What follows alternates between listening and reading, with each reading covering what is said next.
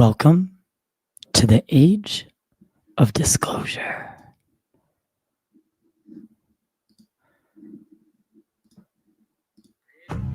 The American people are ready to receive the truth.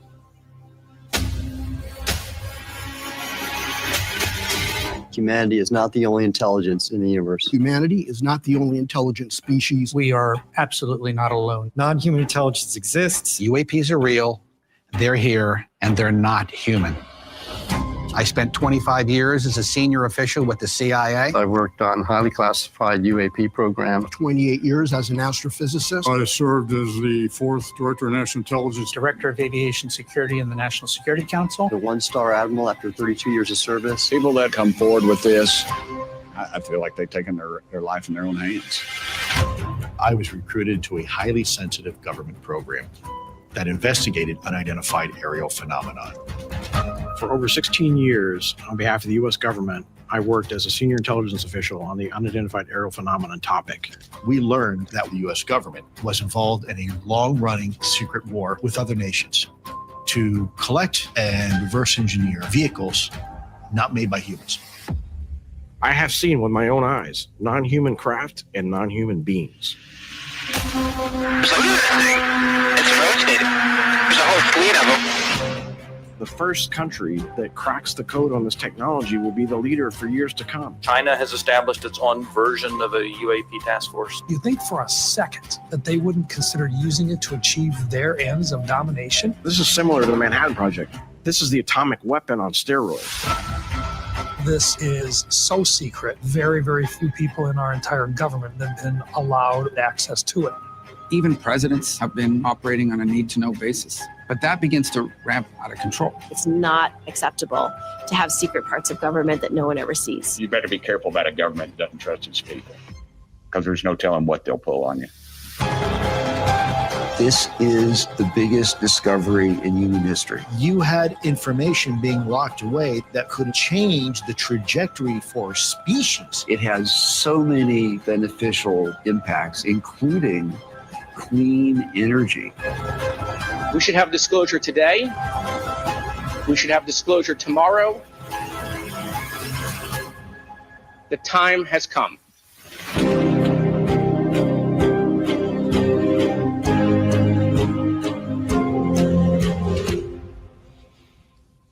What else you want to know?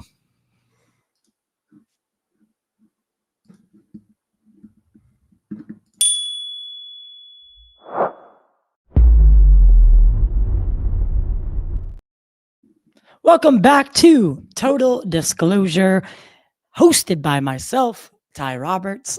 Today, I'm here to talk about my review and my first reactions to Age of Disclosure, the new film that just hit theaters in 3 cities, LA, DC, New York. Pretty standard for like a limited release. It was also shown at South by Southwest, I think a year ago at this, maybe a little under a year ago. Some people got to see it at that South by Southwest convention, which is really, really cool. But the movie finally made its debut for the public on Amazon Prime. It was I'm just going to start with this. This is going to be spoiler free for the most part. I don't even know if you can spoil a movie like this. Can you? I don't know. Can you spoil a movie like this? I don't know. I'll do my best to not like talk about anything that actually happens in the film that like people would be pissed about. I don't think there's anything. Maybe there's a couple lines, maybe a couple like key lines of dialogue, but I don't even have any of the quotes like that. So anyway, it's going to be pretty generalized. I'm going to go into some of the things I liked about it, some of the things I didn't like about it, some of the things that I thought were a bit redundant. And, if you want to chime in, I will definitely be queuing in the chat. So please, if you can help support the show, you can become a member, become an asset, gain your classification, gain access to early access videos, podcast, no ads or anything like that, or send a super chat. And that's always a good way of helping monetarily. If you can't help monetarily, that's okay. Not everyone can. like, share, subscribe, and that's the best way to really help the show, as well as maybe rating it on podcast platforms like Apple or Spotify. All right, with that being said, I want to start diving into my review. So first, couple things I wrote down, and I have a lot of notes for this, which are a little bit sloppy, not sloppy, but I have this. So when I was working on Pop Culture Corner and doing a lot of those movie reviews, I built out this like system, because I would go to movies all the time and I would have to review them. I actually had a deal with the theaters in the area, the Boston area, Showcase Cinemas, if anyone is in New England. It's a local chain, but it's one of the biggest chains in the world. It's like in the top 10. So I had to deal with Showcase Cinemas, and I'd go and review movies, and then I would review them from inside the theater. So I ended up building out this kind of like what I would consider as like a checkpoint list, but I made one for documentaries as well, because I'm not going to bore you with that shit, but I built out this thing. So I used that for Age of Disclosure, and I calculated a review score from 1 to 10. No rookie scores if anyone watches Barstool Pizza reviews. So there's always a decimal. I've never given a perfect score. For instance, I think the highest score I've ever given was a 9 point something, like a 9.2, 9.3. So just before I like get into all of it, that's the backstory. I've never given higher than a 9.3 on any film. I don't think any film has ever been perfect. I think Oppenheimer was like 8.9 on my thing, which is pretty fucking high. So yeah, with that being said, I want to go through some of the stuff. I think it was very clear from the trailer what this movie was going to be. And what this movie was always going to be was a retelling of the narrative that has been set forth, and what was set forth into 2017 via the New York Times article. Most people remember this as probably the start of modern day ufology. It was written by Leslie Kean, Ralph Blumenthal, and Helene Cooper. The title was Glowing Auras and Black Money, the Pentagon's Mysterious UFO Program. Now, in this report, or bombshell article, if you will, we got introduced to some key players in what we were told was a UFO investigation program. Till that point in 2017, you have to remember that the only on the books program that we had known was Project Blue Book, right? Everyone in the UFO community in the field, the big players, the UFO talking heads, if you will, they always had this notion that there was a program. It was just not public. It wasn't public facing like Project Blue Book. And after the Condon report kind of put the kibosh on UFO reporting, the stigma started to set in. And then we found ourselves with 50 years of denial, 50 years of cover-ups, 50 years of silence, if you will, from government in general, like the U.S. government. And then in 2017, it was really actually in 2016, late 2016, because I think the article published in December of 2017, so that's right on the New Year line. So it was really late 2016. Rumors started swirling that there was this guy, he was involved in something, and he was coming forward, but no one really knew exactly what until that day, December 2017, December 16th,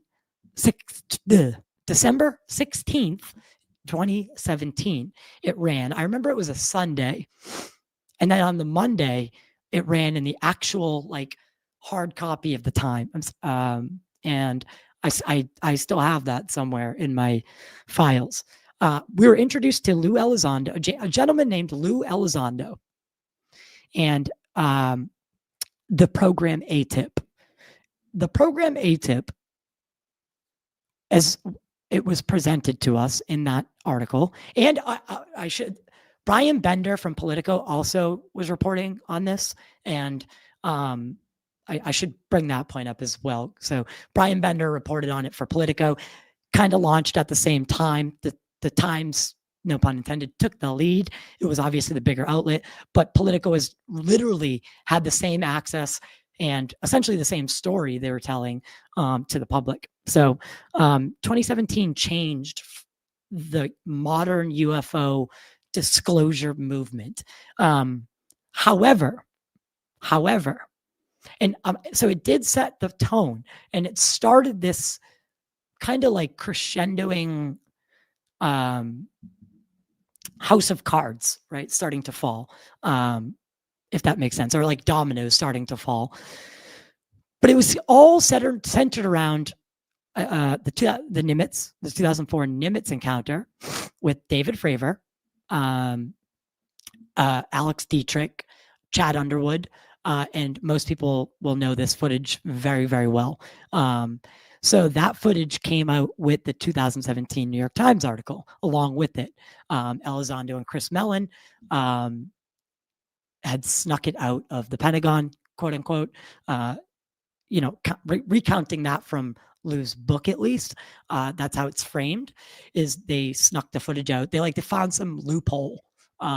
It wasn't classified, but it wasn't for public eyes. So it was a little bit of gray.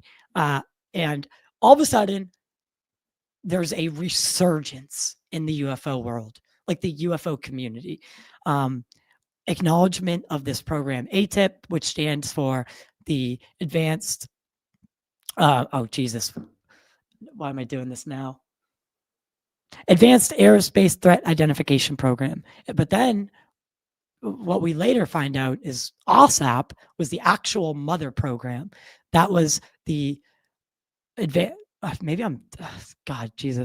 Aerospace Weapons Systems Application Program. I might have one of those words wrong, like anomalous or aerospace. But yeah, that was AATIP and OSAP. Turns out AATIP was a moniker, an unclassified moniker for OSAP. So I'm just a little confused because the 2017 New York Times article comes out. It positions AATIP, it positions Elizondo at the forefront. However, and I think it did a lot of good. It really did. However, this threat narrative emerged with Elizondo. Everything was national security. Everything, and I get it. He's a counter intel guy. I think it'd be stupid if our government wasn't looking at this as, because there's a thin line between indifference and malevolency, right? So I think it'd be very stupid to not look at UFOs who are breaching nuclear sites as a threat. However, they have shown a much higher capacity than I think is ever being let on. Humans seem to be the issue, the aggressors in the situation. It's no secret that, even in this film, they talk about it with Roswell. The cover-up kind of started there, right? CIA is born out of that. A few months later, or not even a few months, I think, barely 6 months go by before the National Security Act is passed by Truman. And by the time Eisenhower gets involved, he's warning us about the military-industrial complex, right? Blue Book's now, there, but no one's ever really sure what Project Blue Book's actual motivation was. Were they hiding things? I think the general consensus is yes. So I bring all this up for a reason, because the 2017 New York Times article, for all the good it did, there were some major flaws that were in the article. For instance, AATIP was not the program that was awarded the $22 million. That was a program called OSAP. That was a program run by James Lukatsky. That was a program that was funded or was under the Bigelow team. Bigelow was awarded the contract. So Harry Reid goes to a couple members of the Gang of Eight, and Daniel Inouye is one of them. I forget who the other person is. So Daniel Inouye gives a very good speech. Maybe some of you will know it, where he talks about that there's a government that we don't see. They act above the law. They have their own fundraising mechanisms, their own army, their own navy. And so he's one of them. Him and Senator Harry Reid, who at the time held a very, very high-ranking position in government, went to them, decided, we're going to put $22 million aside, and we are going to essentially create this black program.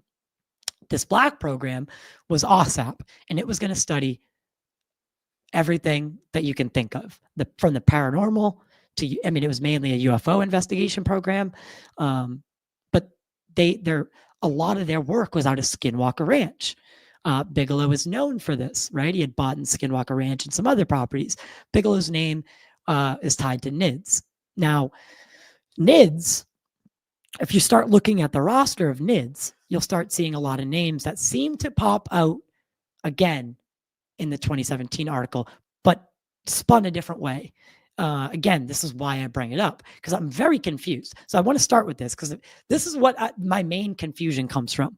Because the New York Times never issued a retraction. Leslie Keane, Ralph Blumenthal, Lane Cooper, and even Brian Bender to a degree. I think he even went on some shows and did, like, they've all talked about how the OSAP was the real program. They knew about OSAP at the time when they broke the story in the Times and Politico. So why was that omitted? Why was that omitted? What was AATIP and who was Elizondo? Because from what I get, I mean, there's been so much. The Pentagon has come out saying Elizondo had no responsibilities. Obviously, Harry Reid said that's bullshit, and Harry Reid, I'm inclined to believe. But what was AATIP really? It seems to have been a moniker for OSAP in the unclassified areas when they went up for special access program status. They didn't want to let people know they were studying ghosts and shit at Skinwalker Ranch. So they kind of laymanized the program name to AATIP. And that was what they showed people, right? They just didn't want anything coming back. Because remember, at the time, you know, this was really stigmatized. So this movie centers around that same story.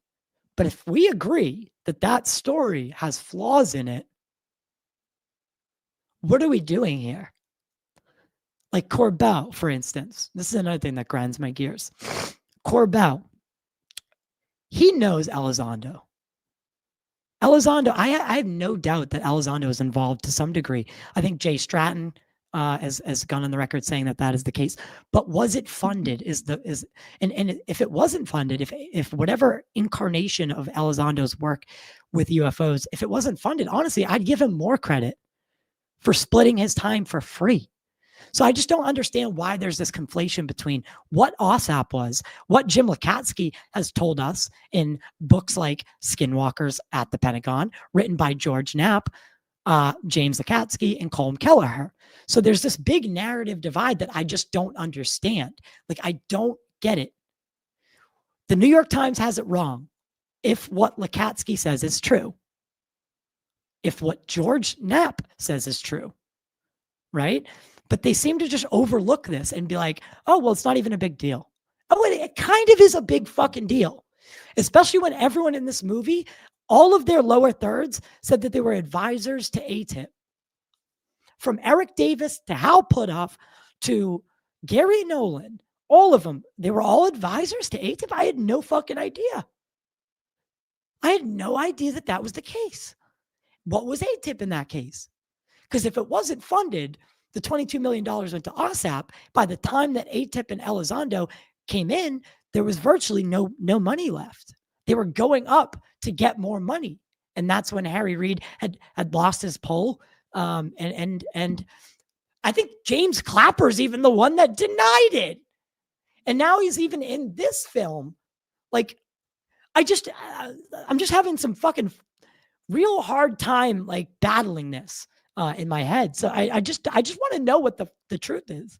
I'm not saying, I really did want to start this because I think it's a high point of my own contention that I don't understand what AATIP was, what Elizondo is working on. I understand what Jay Stratton was working on was the UAP task force. He seems to be the common thread through all of the programs up until Arrow. And, I think he helped build the foundation for Arrow and then backed out like almost immediately. So, and there's been some controversial things that Jay and Eric Davis have been on record saying about Elizondo. So I'm not, and again, I don't want to sound like an Elizondo hater. I'm not an Elizondo hater. He's a patriot. I read his book Audible. I didn't read it. I had it listened, shared to me 3 different times because I wanted to make sure I'm getting these things right. But again, you start seeing the same names pop up every single time. Every program, anytime there's money studying UFOs, the same names show up. Hal Puthoff, Eric Davis, Gary Nolan to some degree. Like it's very clear. And maybe they are the best at what they do. I have no quarrel with that. It's just those same people, like Elizondo, like Hal Puthoff, they start to worry me. It seems they have their feet on both sides of the line. They want to tell you more, but they can't. They're obligated by their NDAs and their oath to the country. They'll dangle the carrot right in front of you and say, you're going to wish someone told you this sooner. Like that was like one of the lines in the movie. I was like, what the fuck did he just say that? Oof, God. The movie was really well done.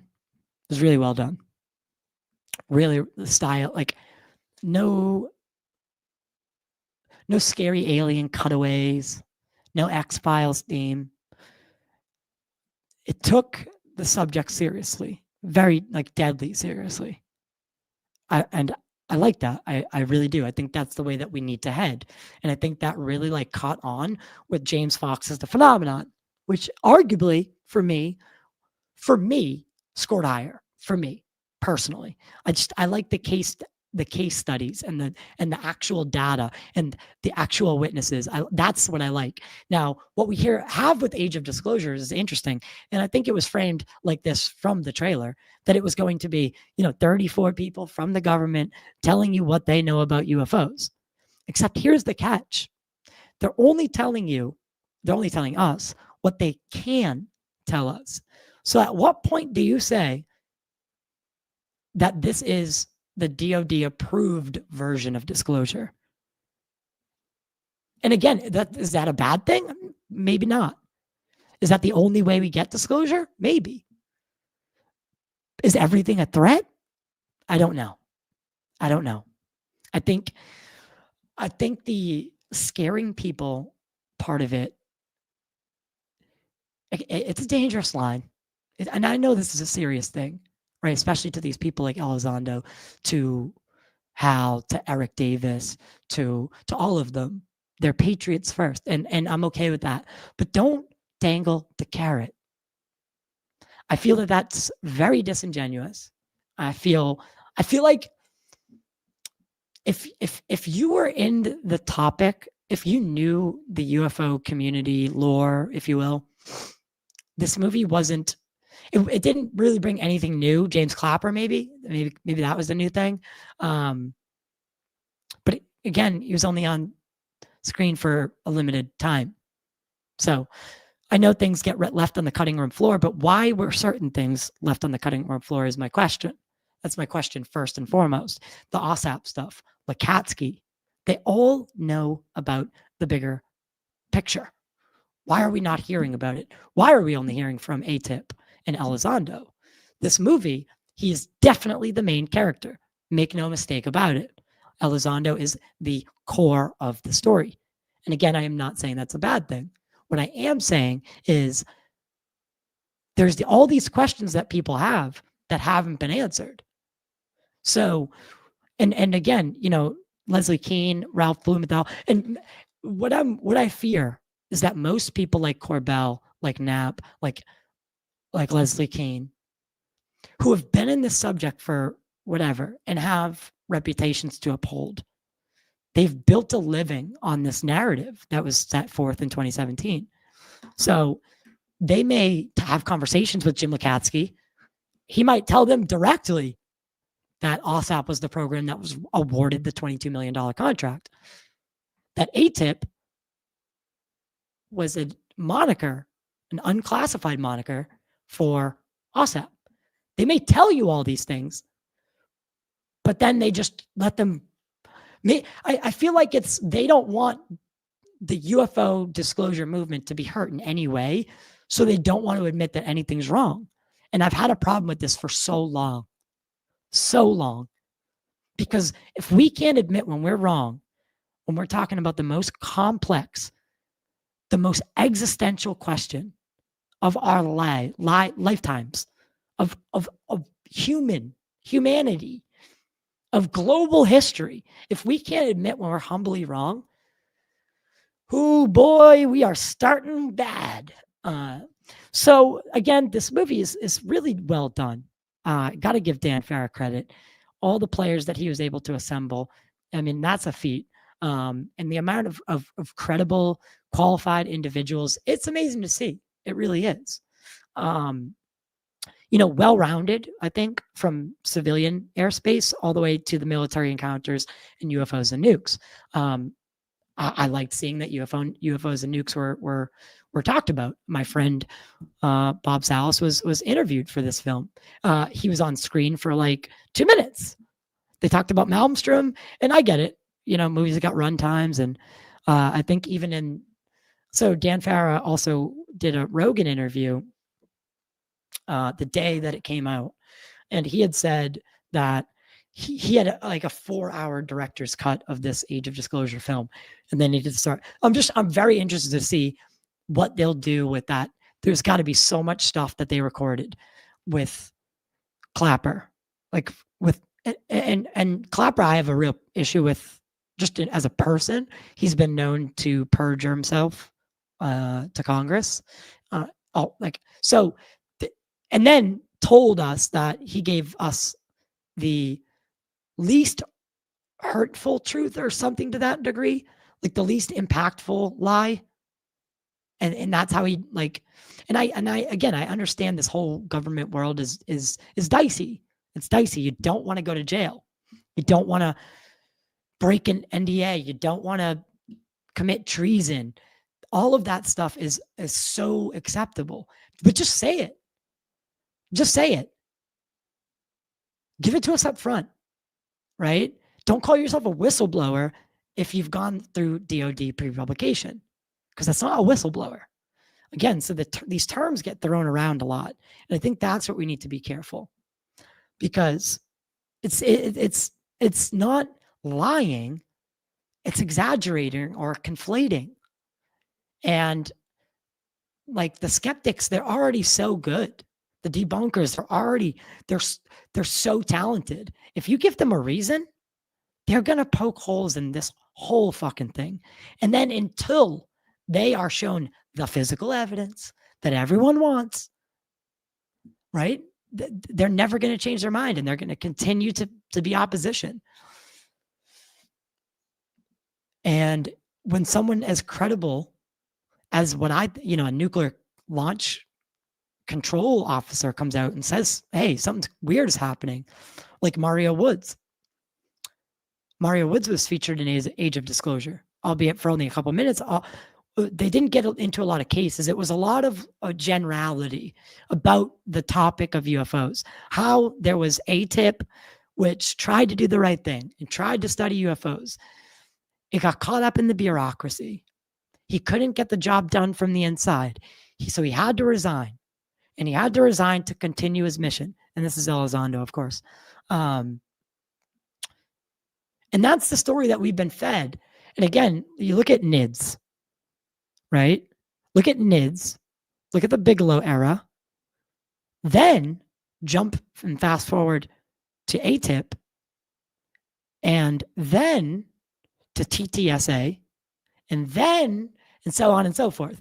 You see the same people telling the same stories. So again, I don't think Age of Disclosure was anything new for anyone who knows the topic. And if their goal was to get to the general public, that's cool. That's great. I'm glad. I'm very glad, actually. But are they going to watch it? I know I think it's currently ranked 1 on Prime, but again, the UFO community and like the people it touches, I think it is a lot more than it was, say, 2004 when the Nimitz happened, but it's not it's not the consensus by any means. It's a small group in the grand scheme. And if Age of Disclosure's purpose is to get to the general audience, slapping a $25 tag on it, oof, that's a rough deal. People won't even go to the movie theaters anymore if it's not a fucking Marvel movie or some big action blockbuster, summer blockbuster. You think they're going to pay $25 for this movie? Whew. I mean, and I'll give it to Dan. He did say in that interview with Rogan that he showed it to many streamers and all of them watched it, they liked it, but they declined. They didn't want to pick it up. Why is that? I don't know. Do I think Dan is a bad person? No. I think he made a great fucking movie. It just was marketed a certain way. And it used certain monikers and labels. For instance, I hope I won't get in trouble, but Al Puthoff, AATIP, chief scientist. Eric Davis, AATIP, scientific advisor. Were they advisors to AATIP or were they advisors to OSAP? I know they were connected to NIDS and Bigelow. So I know, and we know from Skinwalkers at the Pentagon that they were connected to OSAP. But what is AATIP? No one seems to be able to define AATIP for me. Because it was not and it shouldn't be like terrible thing to say. It was not the program that was awarded $22 million. We know that. That was OSAP. Are we saying it was the same program? Lukatsky says no. Elizondo has said no. So that leaves me with a huge flaw right from the jump. And I don't know, I'll probably get ridiculed for even saying that. But it's hard for me to tell someone to watch something when I know that there is some sort of inaccuracy in it. The 2017 article did a lot of good. It set us on the path we're on today. I argue we wouldn't have this conversation right now if it wasn't for said article. But no retractions ever made. No one ever talks about it. And if you talk about it, you get silenced. It's weird. It's weird. Now, am I on this side or the other? I'm not. I'm not saying that. I listen to everybody. I still listen to, if Dr. Greer puts out a movie, I buy it because I hear everybody out. I'm observing and I'm simply stating what I'm observing. The AATIP and the OSAP thing, I would like to be a little bit more defined because I think it's a big deal. I think it's a big deal. And on the surface, I think it's, to most people, they would say, oh, it's harmless. But again, like the New York Times article, it is fundamentally untrue. OSAP was the program that was awarded the $22 million. And if that was omitted on purpose, while not false, it completely disregards a huge portion of this core story. Building off that threat narrative, the national security concern. It's dicey. It's dicey, but understandable for storytelling and to get people motivated. Sometimes you got to scare them a little to get them motivated. I just want people to know what should motivate. Like,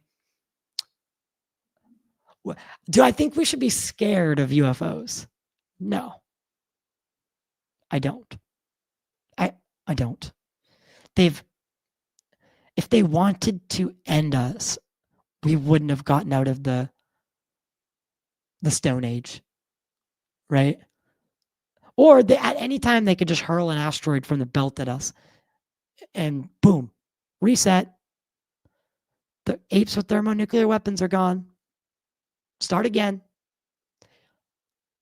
The uptick in UFO sightings with nuclear data and more nuclear testing, that concerns me. That concerns me. So I think, but again, I think there's a lot of good things in the movie. I'm starting there because I'm starting there. It's my main contention point. It's really my only contention point. I like hearing from these guys. How Puthoff again goes into it that he was in the Bush era. He was on this panel, if you will, or this think tank. And this is something I really, really want to dig into. He was in this think tank from the George Bush era where they were apparently deciding on whether or not to do some sort of disclosure. And they were broken up into small groups. Now, these were leading scientists. They were contractors. Anyone worth their salt in any of these related or touching fields was brought in for this. Hal Puthoff was one of them. I'm sure there was plenty others of names that you would know if you heard them that was involved, but just haven't come forward yet. And they were given the task to find out what would it be positive or negative, like overall, to disclose the information that UFOs are a thing, that we are not alone in the universe, and that we have acquired material, whether it be from Roswell, from Corona, from what was that one in Italy, Magenta, wherever it's from, we've acquired biologics of a non-human intelligence. Could this be what our ancestors were referring to as gods or angels and demons? I think that's because that's another thing they talk about in the movie. They were surprised that people's religious beliefs came into play. I don't find that odd at all. I think if someone's a hardcore religious person and you tell them you're digging into UFOs at Skinwalker Ranch, they might not want to hang around you anymore. And haven't we proven, or Lakatsky and all them proven, that they might be right in having that mindset? The hitchhiker effect, Havana syndrome, all that shit. You got to ask, are we all talking about the same thing and we're just using different words? Because that's what it looks like to me. Angels and what I find it to be a great case is James Fox and Moment of Contact. The being smelled like ammonia or what the fuck? Fire. What is that word? Someone in the chat know? What is it smells like rotten eggs? Ammonia? No. Whatever. So the being smelled like this. And it's exactly, and it had red eyes. And when the girls saw it, they thought it was a demon because it had red eyes and it smelled like sulfur. Thank you. Sulfur. No one actually helped me. I picked it up. So I think that's a very good case in showing that, are we just conflating the two, like angels and demons and aliens, just using different words? I think that the probability is high. It's very, very high. If there's one thing that we can all agree on, no matter what side of the aisle you're on, no matter what faction of disclosure you're in, I think we can all agree that evil exists. Evil exists. And it is tangible when you get around it. I don't know. And so a lot of people, like Gary Nolan, is specifically worked in that area. And the effects from being around UFOs. Cancer, damage to the eyes, like retinal burns, skin diseases, skin cancer, again, just cancer in general. But you look at cases like Jim Peniston at Rendlesham. Weird. Travis Walton, weird, right? So Age of Disclosure doesn't really get into any of the true cases, but they do touch on some of the nuclear ones. Bob Jacobs. I gotta ask, has anyone ever heard that Terry Lovelace story? Because that is not the story that I know about Terry. When I had heard Terry was in the movie, I was like, huh, that's odd. He doesn't seem to fit the bill. And no offense to him, but his case doesn't really line up with the others, at least with what they were going for. And then he tells this kind of like mundane story of seeing a giant craft. Not seeing a giant craft's mundane, but in terms of like the grand picture, grand scheme of it, it seemed just didn't, I don't know. It wasn't the Terry Lovelace story that I was used to. Maybe he said multiple and I just didn't know. Stylized. As far as tone was fantastic. This movie felt like it flew by for me. The pacing, the tone, the editing, all so like top of the line. And that's what I'm excited for. Do you guys think that this movie could actually move the needle? When someone asked me that, I said, probably not, but I think the phenomenon, I think word of mouth for that movie was what really made that film successful, generally successful. The Dr. Greer one, Unacknowledged, like there's a word of mouth spread on those films. So do I think that will happen here with Age of Disclosure? Potentially, with guys like Rogan and them plugging it as much as they are. Yeah, it probably will get seen by a lot of people. So there's even whispers now of like a presidential advisory board being implicated, or not implicated, initiated. So, and I think Trump could be, I tweeted about this the other day, last night, in fact, where if I was in my second term and I was known for like going against the grain like he is, going against like the deep state, if you will, quote unquote, we might have an actual shot with this guy to step up to the podium. And at least, and it might not come in the way, and this is the thing, it might not come in the way that everyone's prophesized before. He might be on the podium talking about something and then slip it in. And by slip it in, I mean, like, it wouldn't just be a press conference that UFOs exist. Like, it would be something else. And then, I don't know. Maybe I'm wrong about that. But I just, it won't be like pure disclosure moment, like that moment. It won't be my fellow Americans, you know. I feel like I always picture Barack Obama saying that, my fellow Americans. Trump doesn't say my fellow Americans in speeches, I don't think. Like, we're not alone. We never were. Something like that. But I've had a lot of fine-looking boys come up and tell me that UFOs are real. Say in his Trump voice. It'd be hilarious. Fucking hilarious. But people wouldn't believe him just because he's Trump, I think. So it would have to be like a unified NATO effort. Maybe even if you could get the United States and Russia to do it at the same time, I think you have a real disclosure there. So, you know, maybe if Trump were to do it, pulled the trigger on it, maybe Putin would follow, right? Maybe President Xi would follow. So then they could be more open about their subjugation and exploitation efforts. Because again, you can't tell your friends without telling your enemies. So if everybody knows that everybody knows, well, then we're back on equal playing field. So there's a lot of people in this movie. Like I said, tonally, I think it works very well. I think the message that they're trying to send is that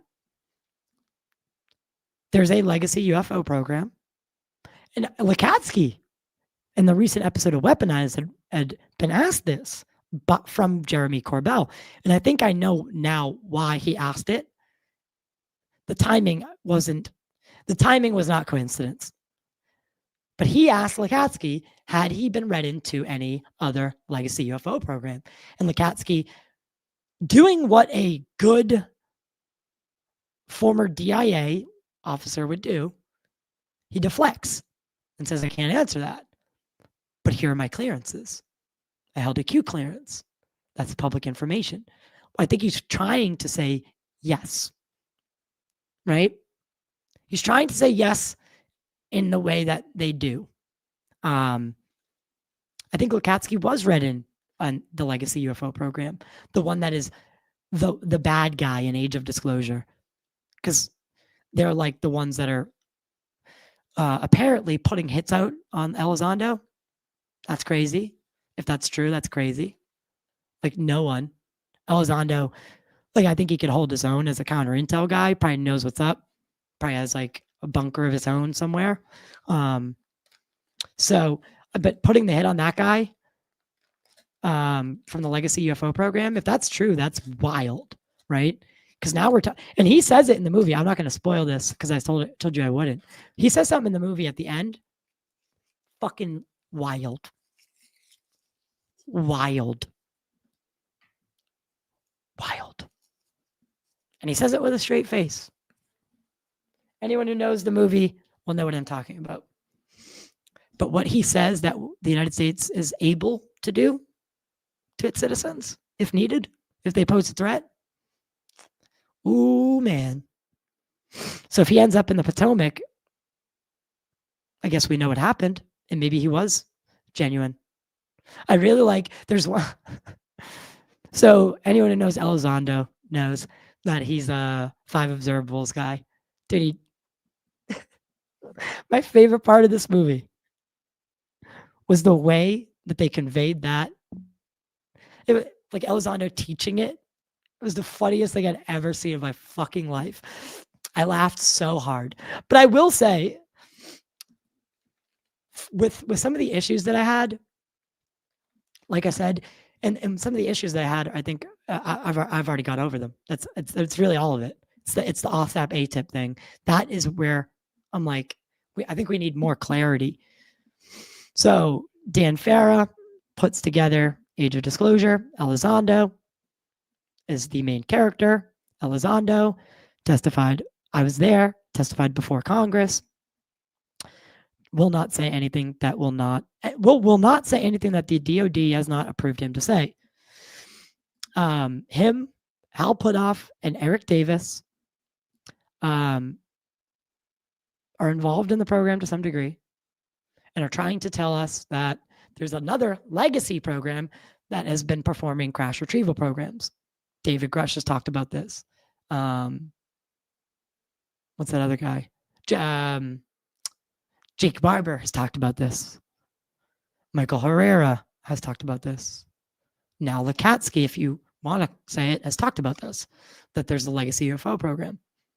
So if there's one thing that I think I took from it is that the legacy UFO program is something that, like whether it's Kona Blue or something different, not Kona Blue, why did I say that?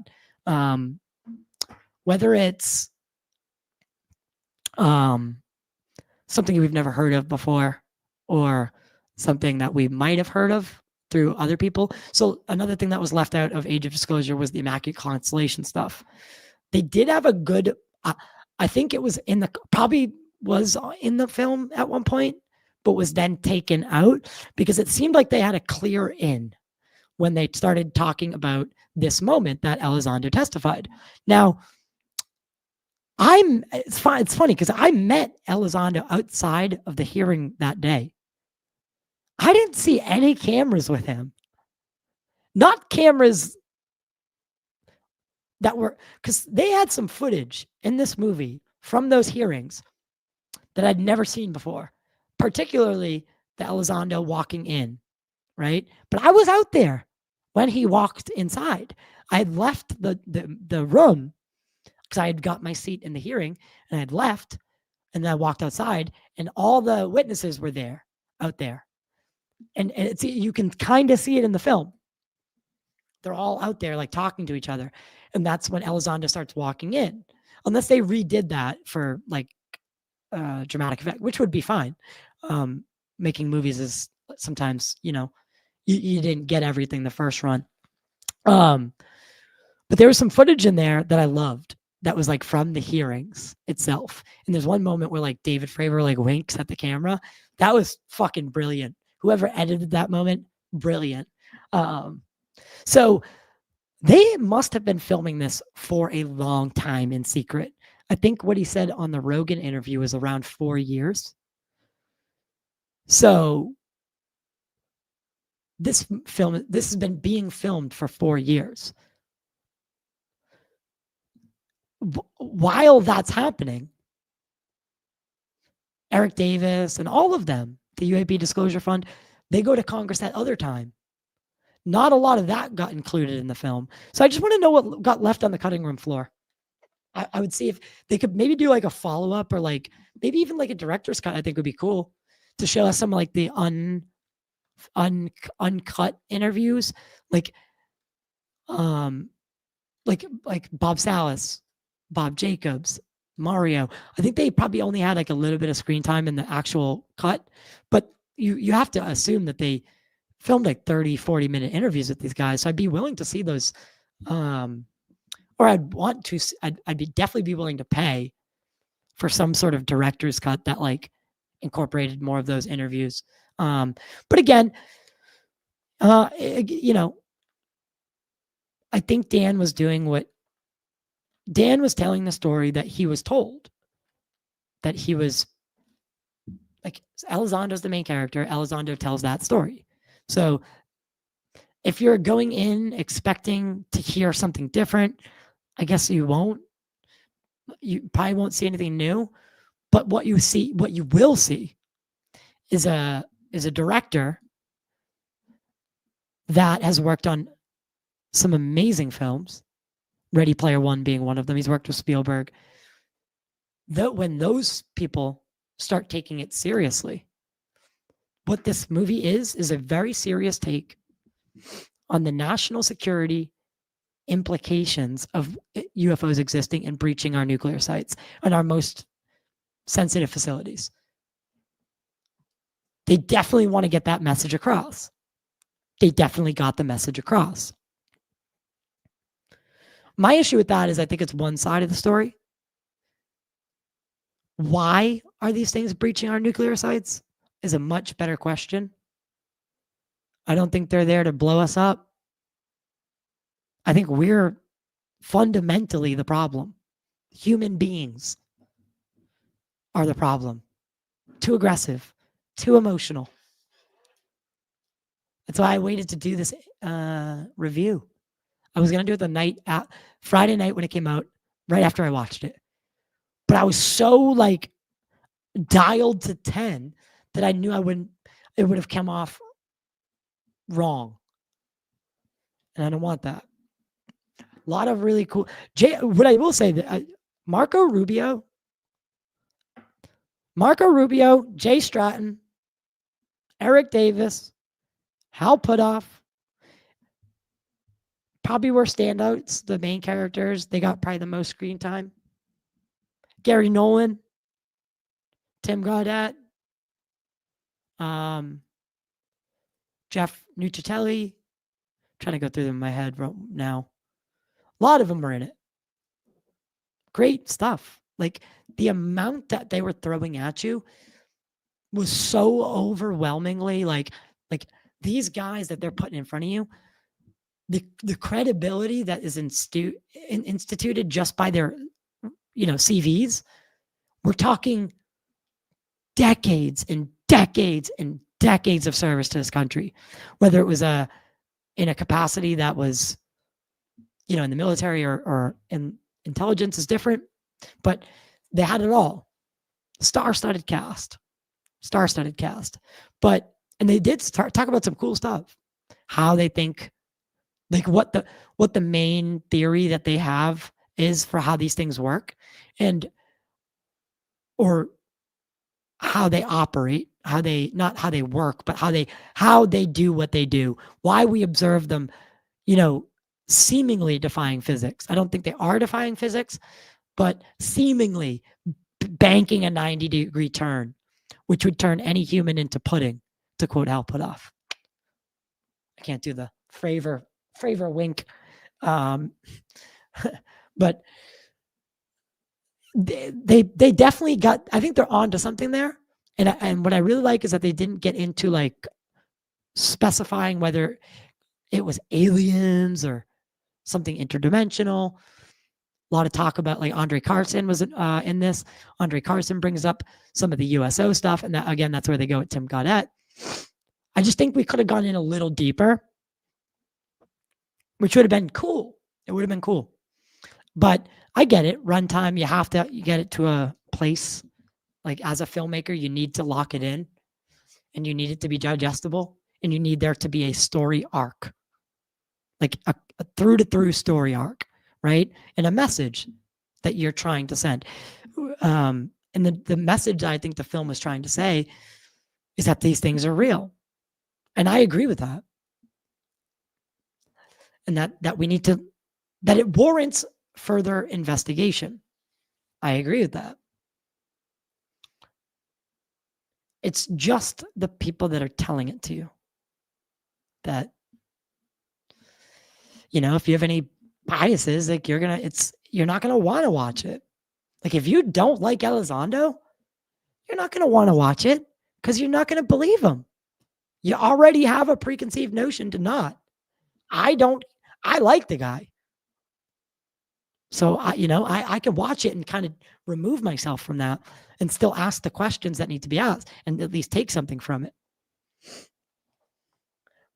I thought it was, like I said, very interesting that they talked about the religious aspect and how that played a big part. Like Jay Stratton specifically was very, very like stunned by this. They couldn't believe that they were getting pushback from religious fundamentalists. If you weren't getting pushback from religious fundamentalists, I'd have a much bigger issue with that. I'd have a much bigger issue with that. Because that would mean like even they don't believe it's true. But so yeah, a lot of the TTSA people, so you see Chris Mellon, Elizondo, and with TTSA, you know, Hal Puthoff, Eric Davis, Travis Taylor was another one. They're all involved in some degree on the other side of the line. And their allegiance is to the safety of this nation, which is commendable. Of course, I want to be safe. I live in this country. But I just don't like playing both sides. I don't like when people play both sides. It bothers me. And I get why you can only say what you can say legally, but don't tell me that something's going to happen and I'm going to wish I knew sooner. Wish I knew what? Wish I knew what? What am I not preparing for? What are we not preparing for? It's upsetting. It really is. It's upsetting. But I really liked Andre Carson and brought up a lot of the USO stuff. I think that Richard Dolan, if anyone does want to dive into USOs, Richard Dolan is one of the best people for that. A lot of good people in the movie. Again, like I said, Gary Nolan, and I think I've gone through Bob Jacobs, Jay Stratton. Not technically Ross Coulthart, but he was in it. They did touch on the Grusch stuff, which I find I feel like they didn't touch enough on the Grusch stuff. I was wondering why. Maybe that will be in a sequel or something. But I like the movie. I do. So what I gave it, what I tallied it out as, with some of the problems that I had, and some of the things I liked, it ended up being 7.9 out of 10. So that was my final score, was 7.9 out of 10, which is a great score. The Phenomenon came at like 8.4 from James Fox. that same day that Age of Disclosure came out, which you'll have to see if you want to know the ins and outs. Again, I don't want to go into too much detail about what was talked about. So without just being general, like the legacy UFO program, which I think they get into a lot of cool stuff with that and how it's broken down. I think all of us have had this inkling that the CIA was the main proponent or the overseer. And then under that was Department of Energy, right? Department of Energy. A lot of things like Department of Energy, I think is a very unique one. Because when like Grusch talked about this in I think it was the Jesse Michaels video after his Coulthard interview, but he was talking about the classification process for the atomic secrecy, and anything that emits a radiological signature is born classified. So the Air Force, the Department of Energy, CIA, and then private contractors. I mean, somewhere in there is the legacy UFO program, a name of or maybe several programs, but there's definitely crash retrieval happening. What do they have in their possession? I think Rubio brings up a lot of great stuff in this movie about how that stuff can run away in the long term, right? Because government gives it to the contractor. Senator is only senator for so long. The next guy comes in. He has a fraction of the knowledge the first guy started with. And then the guy that comes in after that guy has 0% knowledge and never knew that this thing existed that they gave to the contractor. So then the contractor just doesn't say anything and they keep exploiting the technology. And then they come out to the public and, you know, they got this breakthrough, you know, fiber optics, if you want to use an example, or the transistor. All these things have been rumored, maybe even AI, rumored to have been reverse engineered from alien or not alien, but non-human technology. And with some of these crashes, biologics came with them. Grusch, I believe Grusch. I believe Grusch. Everyone seems to have the same notion of Grusch. So I find that to be kind of comforting. But then there's other people on the other side, on the other like debunker side, that saw his, you know, he had a couple like mental breakdowns, PTSD. And they like that's the nail in the coffin for them. Nothing he ever says will be true to them because they've already convinced themselves that this is bullshit. And that's a problem we're facing a lot in this community. And it sucks. It's a lot of stories without the average person who can't sit around and FOIA shit they're expected to take your word. I mean, and when it comes to Elizondo, like, dude, you are literally a disinformation person. That was your job. But now everyone's just supposed to blindly like believe it. And I think the general person wouldn't have to be lied to convince them that we're not alone. I think if you surveyed 100 people 50 years ago, maybe 60 years ago, 99 out of 100 would have said we were alone. I think if you take that same survey today, 99 will say we're not alone. That the statistical improbability of the vastness of the cosmos, the sheer scale and age of the known universe, there's such, if we're alone, I think that's arguably fucking scarier. Arguably scarier than the cosmos teeming with life. So I guess my main contention, like I said, with this is the Bigelow stuff, right? the Bigelow stuff. And then people like Corbell. Wow, Jesus, he was young in that picture. Corbell, who seem to know both sides, but don't pick one. Not pick one, but enlighten us. Like, you can't interview Lukatsky and ask the things that you ask him, and then like call Elizondo up and be like, "Hey, dude, we're dudes, we're besties."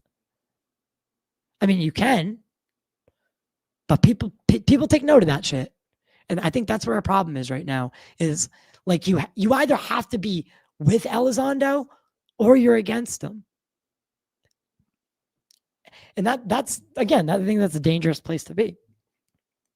And he is the main character of this story. He was the main character of the New York Times article. He was the main character of that show, Investigate, whatever, that he did on with National Geographic. Was it National Geographic that he did it with? Maybe. Unidentified. That show.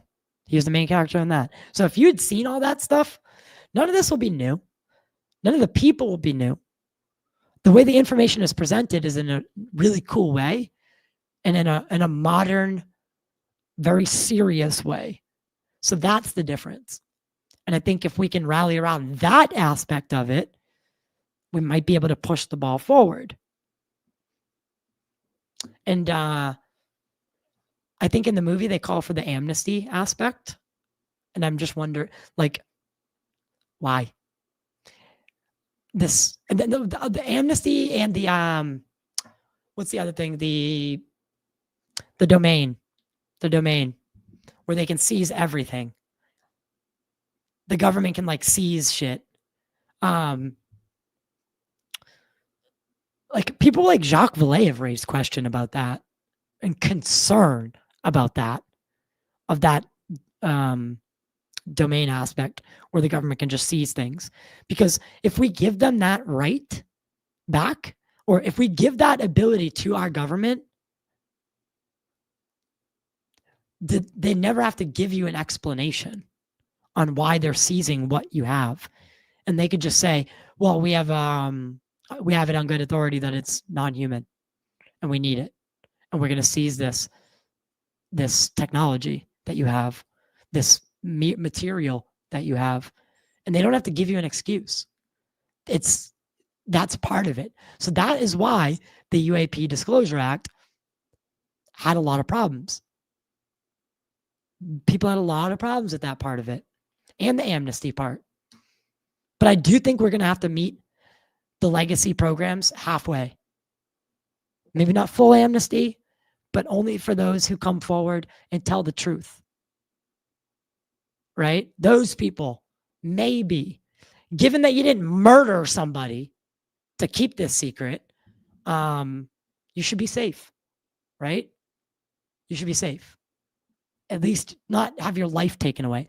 But if you engaged in activity that harmed, hurt, or killed people to cover this secret up, there's no amnesty for you. Whether you get it here on Earth or in the next life, there's no amnesty. You will be punished sooner or later. The universe works in very funny ways like that. So if anyone out there, if you are part of this, and you are like this, I'm not talking to Elizondo, but all of them. Anybody that makes a claim that UFOs are real, if they are lying or embellishing, yeah, it will hurt us. You're only going to have to answer to one person. And that's yourself. And if you want to lie to become famous or to get like Dan Farrow to do a thing about you, I mean, that's your prerogative. But at the end of the day, you will answer for it eventually. So I just don't think it's worth it if that is what you are doing. And that's to anyone. Any UFO quote unquote whistleblower. If you're not telling the truth, you're only hurting yourself. You're just lying to yourself. And you're making the rest of the people in the community look stupid. We'll pay a price, but we'll move forward. You will have to answer for that. Whether it's to your God or to you, whatever, the universe or the simulators, you're going to fucking answer for it. I want to trust guys like Gary Nolan. I want to trust guys like Hal Puthoff and Eric Davis. I want to trust Elizondo. I want to trust Tim Goddett. I do trust Tim Goddett. I do. I want to trust these people. And maybe that's my blind spot that I want to believe. And if anyone is taking advantage of that want that I have to believe, I mean, I've seen things that I can't explain. I know it's real, but whether what everyone, the modern disclosure narrative is real, whether that part of it's real, or if it's just a way to seed chaos, get people riled up, and then maybe get some funding. Like, what was it all for? Are they about to like false flag us? Are they about to trick us and think into an alien invasion to unite humanity? Doesn't seem so far-fetched all of a sudden.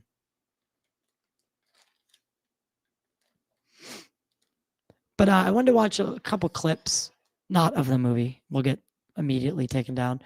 But I recommend watching it. I recommend paying the money and watching it. It's a good movie. If you're in the disclosure, like if you have any vested interest in, not vested, if you have an interest in disclosure, you'll like the movie. You'll like it. It's good. It's very well done. The score is immaculate as well. That was something I needed to bring up. That's what rose it to like point. I don't want to say how much it rose it, but that rose the score of the film for me was the score, the music of the movie was really good. Really, really good. But I wanted to watch, while I have you, I wanted to watch part of this. Apparently Grusch went on Fox News. I haven't watched it yet. So I wanted to see, maybe we could watch together. They might demonetize this video because of that. But after that, I'll start going through, reading some of the comments. If anyone, I mean, if you want to ask something or let me know what you thought of the movie, maybe we can have a quick recap of that. Like, did you guys think it was overall good? I thought it was good. I thought it was great. I just have a couple issues. Just a couple issues. Let me know. Let me know what you think. I bet people are, I mean, I'd be interested to see what like vetted that dude is saying. And Polarity. Those are two people that I've been paying attention to lately. Not paying attention to because I think they are right. But they're doing something right. Sorry. I gotta share this. Here it is. Boom. So I haven't watched this yet. But David Grusch, who was part of Age of Disclosure, not a huge part. But he went on Fox News with Brett Baer and did this interview. So I just want to watch a couple minutes of it with you dudes, with you peeps. Welcome back to Special Report. Let me know what you thought of Age of Disclosure. If you can, send a super chat. Become a member. Really, really helps. And I'm going to be doing so many more live streams now that the internet is fixed here. One of my cameras died, so I'm just back to one angle. But I'm really like going to start building out and doing more of these live shows. Yeah. But final takeaways for Age of Disclosure, I think, at least for what I'll say about it, is I have some issue with some of the things that are, some of the background and some of the details. But I think the overall effort was really well done. It was probably done with a good intent on Dan Farr's part. I think he's a very, very talented filmmaker. And if, you know, guys like him continue to make movies in this realm of the topic, I think the sky's the limit. And I think the needle could be moved. I'm already hearing people whispering about a presidential presidential investigation into this. So, I mean, it's getting people talking. It's doing its job, I guess. Let's check out this interview. Grushy. Where was that op-ed he was supposed to do? Now we continue our series looking at unidentified, anomalous, say that easy, what many people still call UFOs. UAPs. Did you say Last it week wrong we spoke twice? with the director of the Age of Disclosure. It's a new documentary out about a suspected government cover-up over UAPs for decades, which debuts tonight in select theaters around the country, is also available on Prime Video. It's powerful. Just gotta be features careful with testimony from psyops. 34 former and current government officials, including witnesses who have testified before Congress. Earlier, we spoke with another whistleblower who is now a congressional task force member on the UAP subject. If you believe we have crashed craft, stated earlier, do we have the bodies of the pilots who piloted this craft? Biologics came with some of these recoveries. Yeah. Were they, I guess, human or non-human biologics? Non-human. Well, let's get some insight into the UAP, or UFO, Is the interview really only 7 controversy, minutes and long? what Congress is trying to do about it. Do I have the wrong interview here, guys? Is the Grusch interview really only 7 minutes? Can someone let me Joining us know? now, retired Air Force Major David Grusch, who has been a whistleblower on the subject of UFOs, UAPs, and government transparency. He's a special advisor now to the House UAP Task Force. Thanks for being here. Thank you for having me on, Brett. So since then, people say, where is the evidence? What's happening? Why don't we know more right now, almost 2 years later? Well, certainly the last administration didn't help, and my hearing, of course, was during the last administration, and they were not exactly super transparent on this issue, unfortunately. But now that the task force has been created, I've been able to, guide the members within the boundaries of what they're actually cleared for. When people That was from the most recent. look at this, they look What? online, What I they just did. say there's a lot out there. There's a lot of people talking about encounters. There's a lot of people talking about videos, and we've seen a lot of that. Can we just cut it down to, you believe that we have encountered alien beings and that they've come to Earth and that we know about it as a U.S. government? That seems to be the case. I don't like to characterize necessarily where they came from. They're definitely some kind of non-human sentience, but it is true, believe it or not, we've recovered the vehicles, and we actually have physical proof. And I was actually partially cleared into some of those activities. It was beyond oral testimony provided to me. I actually had partial access to the data and actually read the intelligence reports resulting from those programs. Like and with your own eyes, Correct. you saw it. Yes. And so when people say this is kooky, this is out Yeah. there, there's nothing to back it up. I don't speak for other parts of the government, but I can tell you NASA, which I speak for, is open and transparent with our data.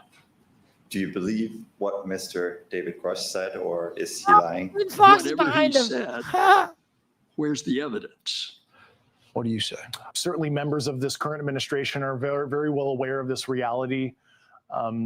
Certainly the current president is very knowledgeable on this subject, and I trust his leadership on it. And I think he's assembled an A-team cabinet, and I really believe if Trump wants to be the greatest president and the most consequential leader likely in world history, he certainly has the knowledge, the capabilities, and understanding of some of these sensitive government transparency issues. I have access, and I speak to people about it. I've had actually meetings on it. People that are very smart and very solid have said they believe there is something out there. And, it makes sense that there could be. I've never been convinced, even despite that. I just, for some reason, it's not my thing. So you think, one, he knows, and two, he's open to transparency on UAPs? He certainly is very well informed on this issue. Leave it at that. I don't want to get ahead of what the president might want to reveal personally. There's been a role to cover this up, you're saying, through administrations. And there have been people who have been threatened and told not to testify? I was physically threatened even before I sent in my Intelligence Community Inspector General report under the previous administration. I actually had to go and seek legal protection that way because I was, literally in fear both professionally and in my personal life. And when you mentioned in that testimony of recovering the pilots or remains non-human, that's something that you saw as far as the intelligence with your eyes? Yes.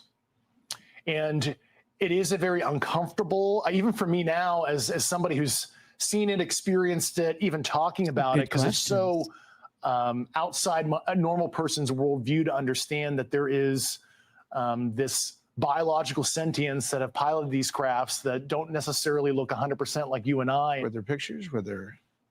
There were. Yes, there were. When I said That's from what we another need. planet or from outer space, you said we don't know where they're from. Is it interdimensional? What are we talking about? I've talked to a lot of, I'll call graybeards on the program. That is a subject of hot debate on origin. Hold on. I've, as a guy. Did anyone else just think of like Eric Davis with like a Gandalf beard?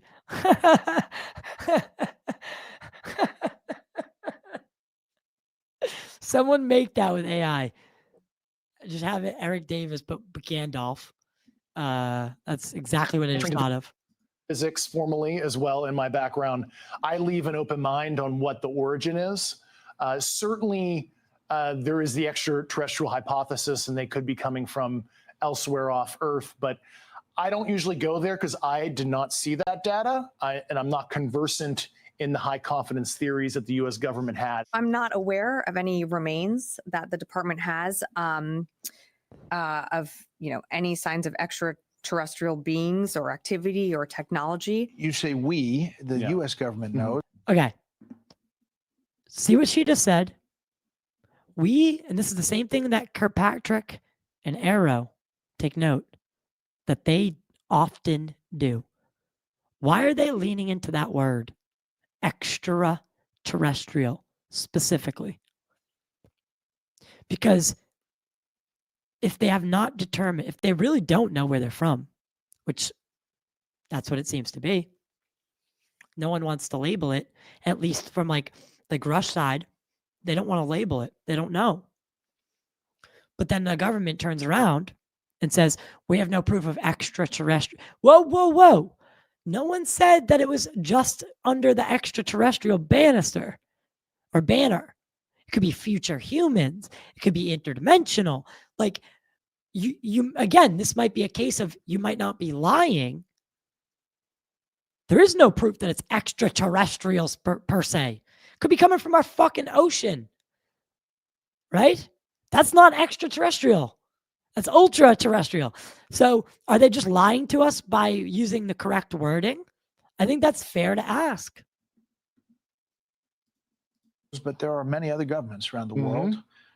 Do they know? They have their own programs. And like I said 2.5 years ago, we have been in arms race with our peer competitors, namely Russia and China, and they have their own programs in this regard. And I was actually able to view a body of intelligence that discussed adversarial programs, and I'll leave it at that. We've recovered things, you say, bodies and physical remains.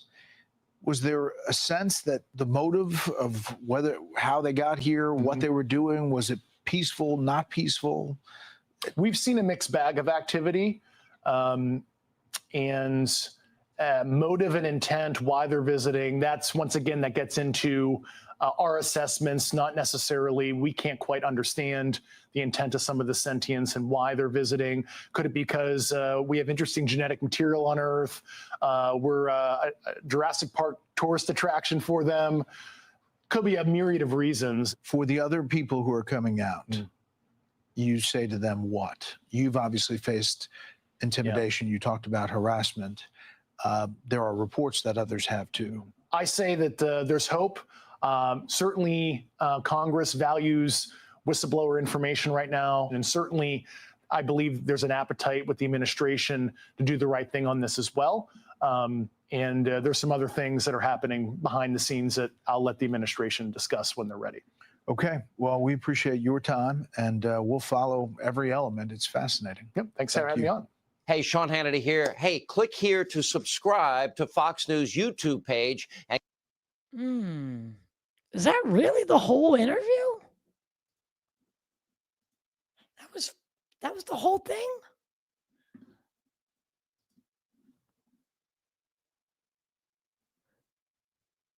That was the whole thing?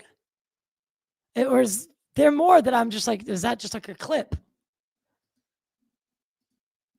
Anyway, yeah, that was kind of cool. Maybe we could play, maybe there's a clip of Dan Farah on Rogan that we could play. I thought that was going to be at least 15 minutes to round out. So, anyway, what is the poll at on YouTube? I have a poll put out, 42 votes. Okay. Did you enjoy the new documentary by Dan Farah, Age of Disclosure? 60% said yes. 14% said no. 26% said more of the same. It was okay. I think that's fair. That's fair. That's a very fair. Again, that's kind of where I'm at. 60% kind of lines up like really well with my, not really, because my score is like a 79 out of 100. If it's based on like 7.8 out of 10. So I guess I was a little higher than the audience, but I thought it was well done. I thought like the editing was really, really well done.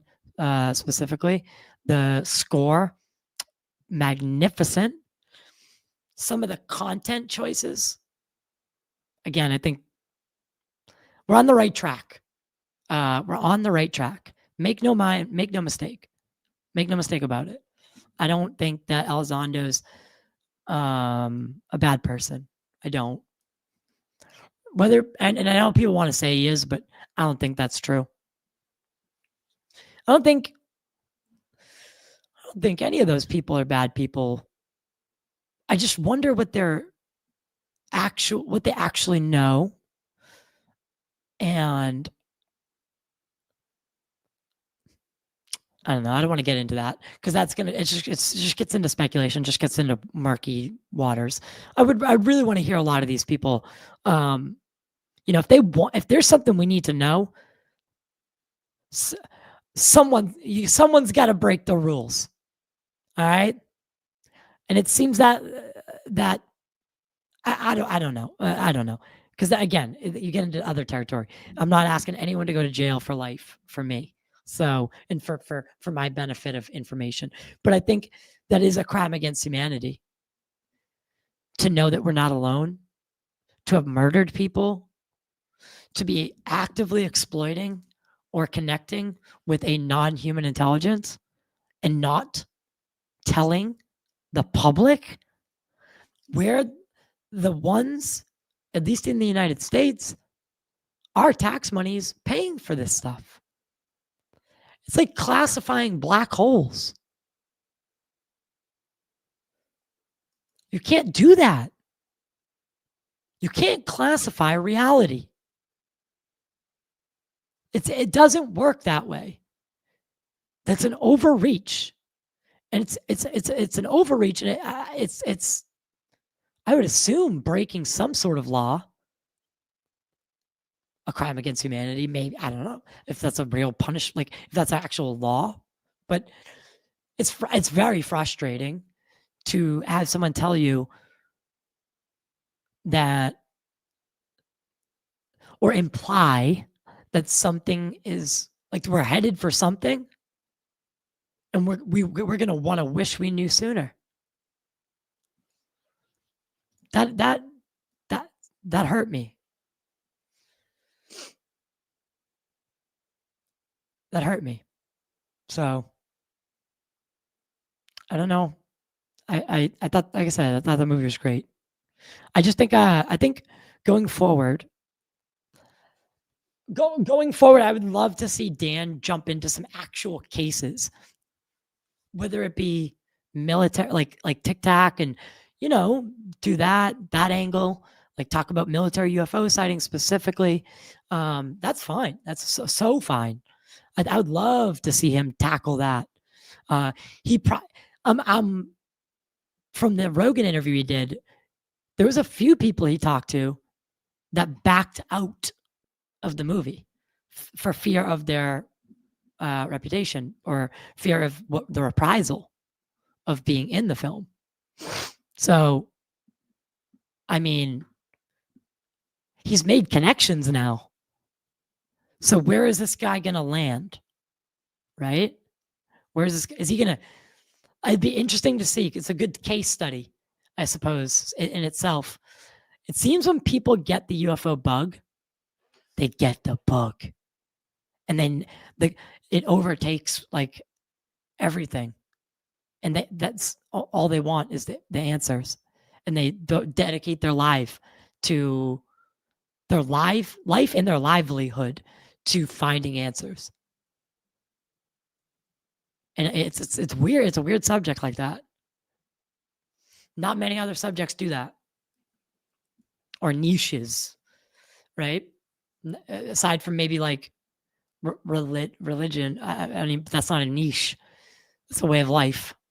That's what the UFO world seems to be. It's like a way of life, right? So it'd be interesting to see how deep the rabbit hole that Dan Farrar just opened for himself. See how far he'll go with it. He's already working with Jay Stratton on a movie about his life, based on his life. This is all from the Rogan interview. If you want to check it out.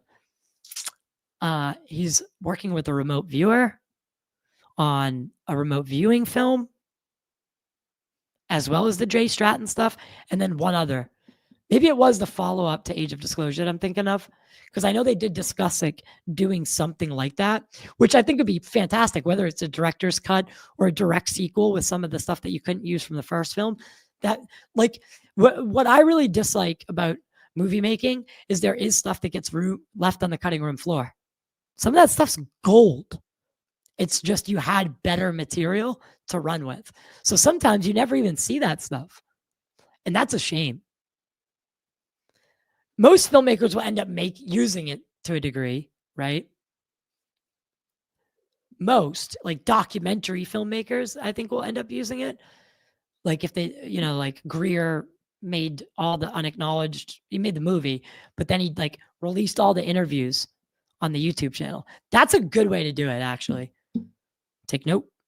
That's a good way to do it. All right, guys. Oh yeah, there's Fravor and Underwood, who, in my opinion, they were the first domino that really, if you think about it, if you track it linearly, the modern disclosure movement as we see it now, or as we look at it now, I would say the Tic Tac case is right up there with Roswell. In which I will say, in Age of Disclosure, they do talk about Roswell and how it was real. So they took a stance there, which I think, it's in the context, right? The people that are telling you this, they should be trustworthy. You should be able to take what they say to the bank.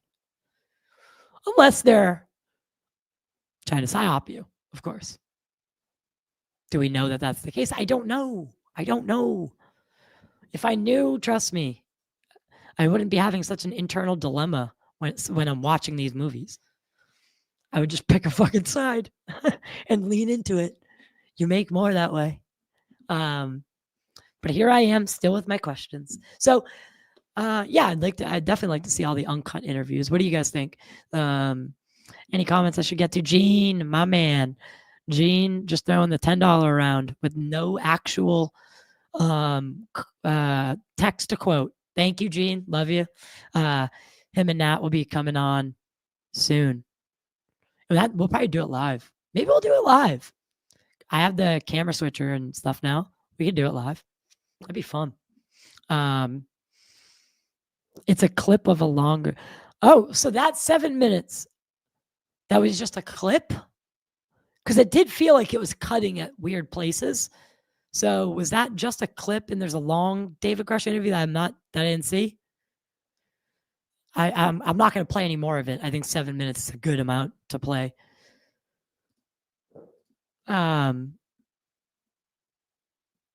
What?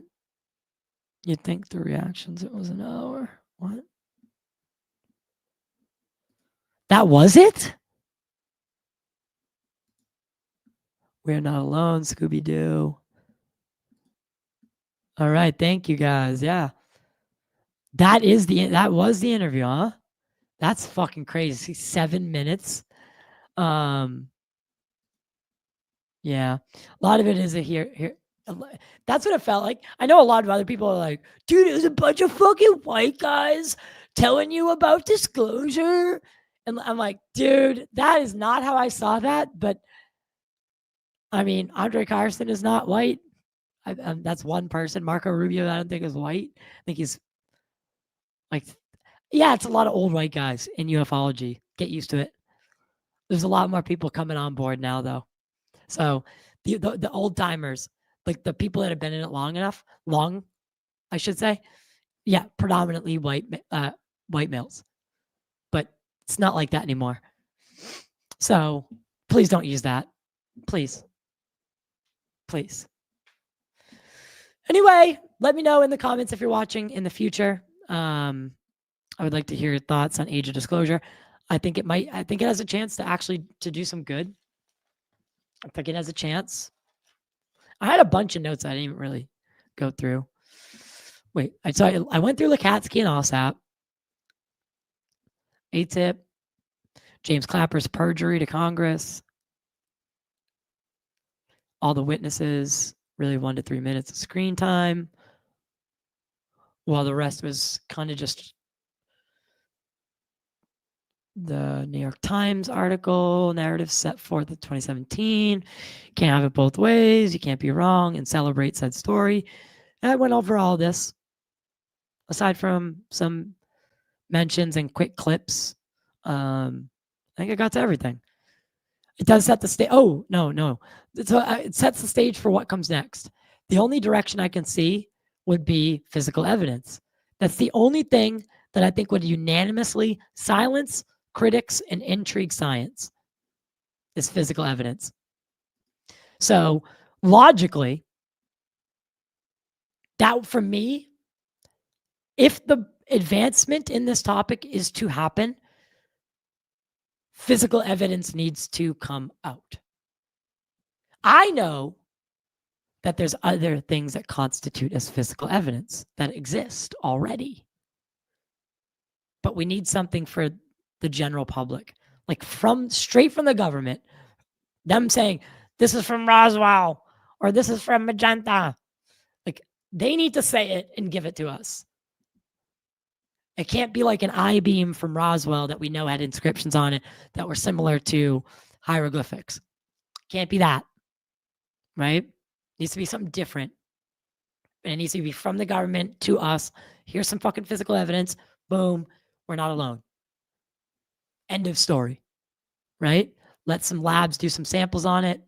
Show them all it's real. Move on. Get the train moving. Whoever can do that will be in every history book ever written ever again, unless we were wiped out in some catastrophe. But it might even be written about in the aliens books. Now we're part of that history. We know that they're there. So you'd immortalize yourself. So if someone's working in this black programs and fancies a stroll through YouTube all the time, every once in a while, and checks out what UFO people are talking about because you're working on a UFO and you really just want to get it off your chest. We're waiting. All right. Thank you, everyone. Become an asset if you want early access. My episode with UAP PD came out over the weekend with Mary and Rob and Dave Rich. They're from Arizona. I will say this. Episode's fantastic. The video, it was too big. Too big for one upload. So I got to re-upload it into 2 halves again. Well, into 4 halves. And then, yeah, it's really weird.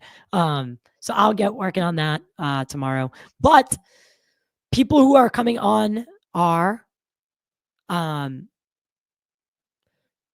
interesting people. John Burroughs is one of them. these are the guests that are coming next. And if you if you want to become a member and get these early, sometimes I upload them weeks in advance for people, early and ad-free access. And sometimes I let the members watch me record. So like you'll see the fuck ups and everything, or the pee breaks and everything, I should say. Not really fuck ups, but if you want to see it in its raw form in that kind of way, join the membership. It really helps. You pay what you want and everyone gets the same benefits. Yeah, I'm working on sending out some stickers to people that are members as well, like show stickers, because I've been buying some die cut ones, and I'll also be giving those away just to random people throughout the next couple months, as well as some other things. I've been doing the, oh, you can't see it anymore. The hats and stuff. I've been playing around with some of the designs, and yeah, so I just want to give some of that stuff away. All right, guys, like, share, subscribe. Let me know what you thought of Age of Disclosure in the comments below. As always, it was real fun, and the show would not exist without the viewers. You guys make everything worth it, truly, and I mean that from the bottom of my heart. Whether you're a skeptic or a debunker, if you're a part of the UFO community, you make it all worth it. We're all in this together. Over and out.